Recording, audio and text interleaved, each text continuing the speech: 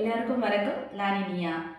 நான் வந்துட்டு வீட்டில் ஹோம்மேட் மசாலாஸ், ராகி மால்ட் இந்த மாதிரி எல்லாம் பிஸ்னஸ் பண்ணிட்டு இருந்தேன்.